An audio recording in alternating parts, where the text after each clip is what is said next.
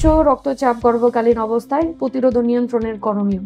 তো উচ্চ রক্তচাপ আসলে গর্ভকালীন অবস্থায় বেড়ে যায়, আরো বেশি বাড়ে যদি আগে থেকে তার ডায়াবেটিস প্রেশার থাকে, তাহলে আমরা তাকে ক্রনিক হাইপারটেনশন বলি। এবং গর্ভকালীন অবস্থায় যখন 12 সপ্তাহ পরে তার প্রেশার ডেভেলপ করে, অনেক হরমোনজনিত কারণেই করে।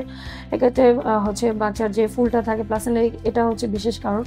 তো একে সময় প্রেশার যখন তার ডেভেলপ করে, আমরা তাকে রেগুলার অ্যান্টিনেটাল চেকআপ আসতে বলি।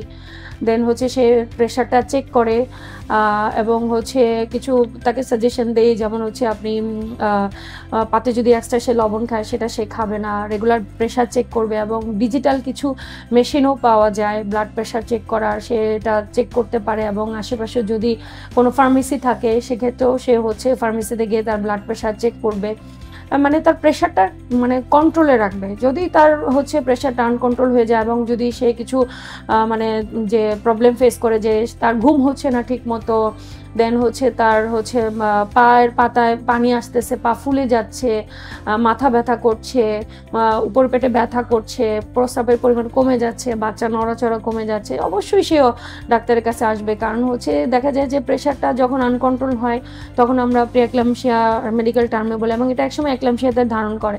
এবং এটা মা বাচ্চা দুজনের জন্যই খারাপ, কারণ প্রেশারটা আনকন্ট্রোল হয়ে গেলে খিঁচুনি হয়, তখন বাচ্চা অনেক সময় পেটের মধ্যেই মারা যায়, আইডি হয়ে যায়। এটা আসলে সবার জন্য একটা কষ্টদায়ক একটা বিষয়। সেরা ডাক্তার, সেরা হাসপাতাল, খাজা বদরুদ্দোজা মডার্ন হাসপাতাল।